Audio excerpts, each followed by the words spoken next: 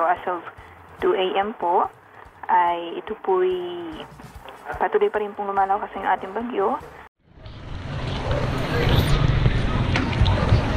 Ay, Paula! Halika na! Puta!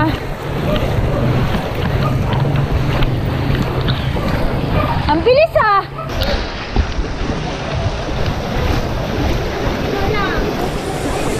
Tita Susan!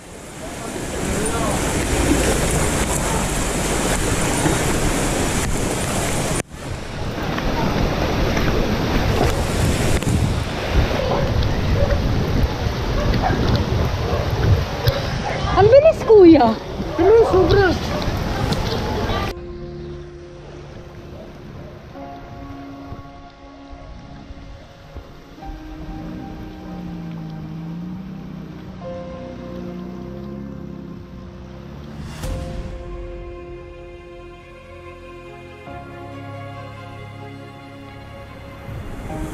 So yung nangyari ngayon parang undi uli. Yung nakikita nyo yun na yung ilog yun. Itong barangay namin medyo mataas pero andyan na rin yung tubig. At ang lakas ng agos. Yan. Dun oh. Dun.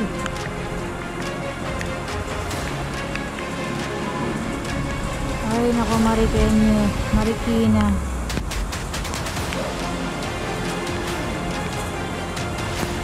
Gumawa sila ng tali para makatawid yung mga tao.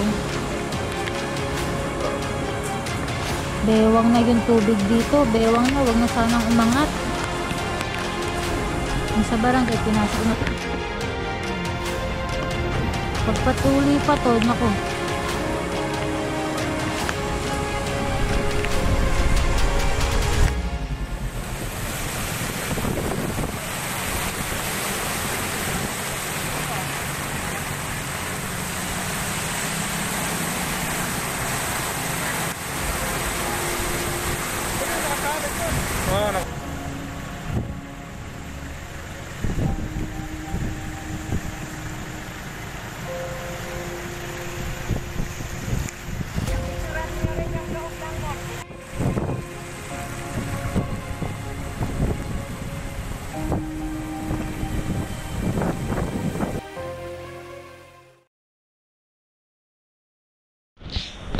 So, umupa na yung baha. Ito kami ngayon naglilinis para hindi na tumikit yung putik. Kumbaga, inagapan na namin.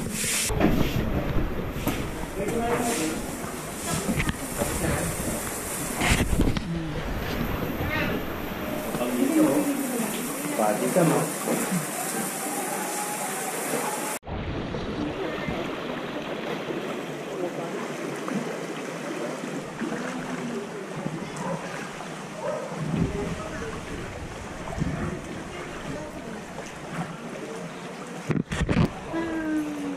Kamusta kayo dyan? Bumaba nga. Pero, sila na rin. Ay, nilak mo ba? Oo. Hindi kayo, pasok. Dali kayo. Ako namin naman ang pinagdaan. Dati, dali kayo. Samahan niyo ako. Pumasok tayo. Nakita ko yung terno niya. Dito, makikita ninyo. Nakita ko yung terno ng chinelas. Oh, ang may gasolina Hindi oil, tinatapon. Karo? Ay, nakahiram na pa.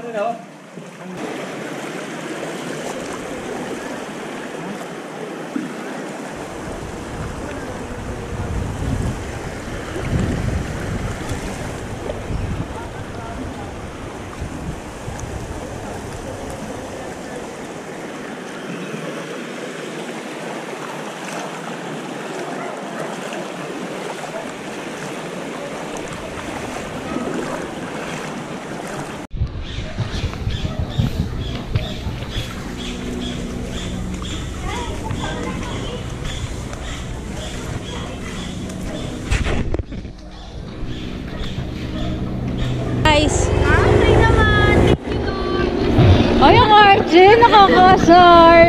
Sa Yung kang pupunta sa gitna.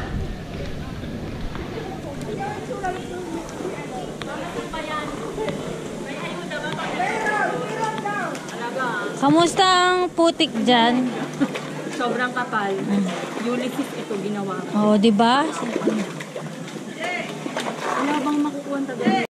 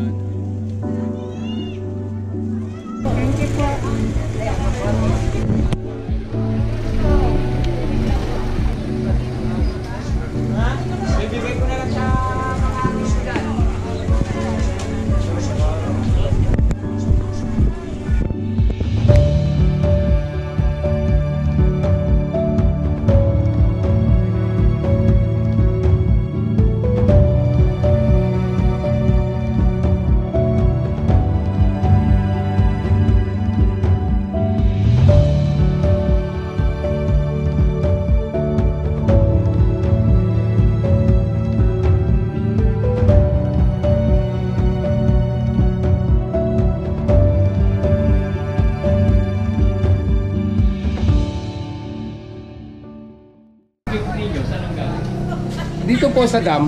Sa dam? Opo. Opo. Kasi po ang nangyari kasi bigla, mga 10:30 ng gabi na i-monitor pa namin tubig. Pagdating ng mga badang alas 11 hanggang alas 12 tumuloy-tuloy biglang buhos ng baha. Kaya sa totoo lang po, solo ang naisalba ko, solo katawan ko lang. Yung suot ko nga ngayon na to, relief na to eh. Marami po kaming bahay na naanod, nasa 57. na bahay. Tapos may isa kami kamag-anak na nawawala. Hanggang ngayon hindi pa nakikita. Kaya talaga totally ang Santo Niño namin, kung makikita nyo kahit yung hanging bridge at makita nyo po lang yung lugar na yun, wash out totally talaga. Muntik na kami mawala sa mapa, pati basketball court namin, yung simbahan. Pero yung doy, Hindi po ganun kalaki. Ito lang talaga po ang biglang nakakagulat. Ano, 12:30, nandun na sa may daanan, mismo talaga yung daan yung tubig. Mabilis ma'am, sa ilalim po na higaan ko eh. Tapos pag kita ko nandun na, gumagano na siya. Opo ma'am.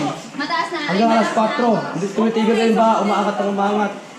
Ano oras? Wala sumupa. Mga ano na po, mga 4:30 lang, paliwanag na. Hapon? Hindi, umagang maga. Mabilis rin. Humupa, hapon. Kasi kung mahirap doon ma'am, tutulong ka sa mga ibang kasama at mag-anak, brand out, ang dilim. Mayroon kumilos. Matusok pa ng yero kaya bakal. Mabilis ang humupa na sa inyo, sa amin naman, tsaka na bumaha. Oo. Tatayo kayo ng bahay ngayon, paano yun? Eh, nga sir, hindi namin alam. Ano sir, pag-iisipan pa kung saan tatayo. Yung sa Siguro sir, makabibili na sa ibang kamag-anak ng rights. wala man namatay.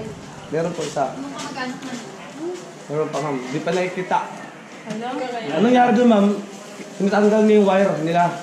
Kala niya siguro yung ilalim ng bahay nila kasi bato.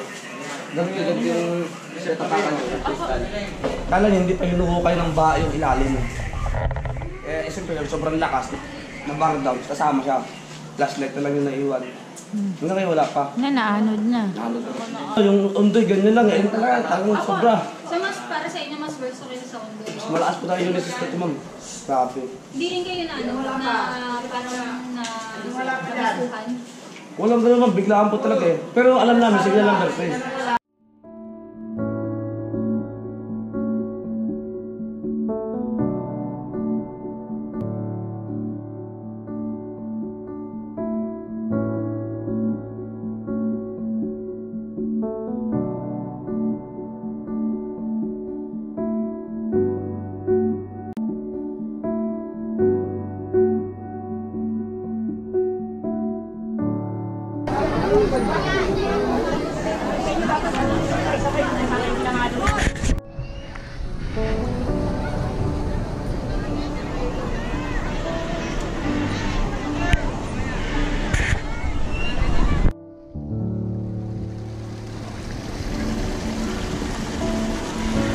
Salamat sa inyo, ma'am.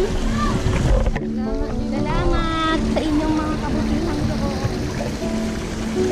Hirap manuran.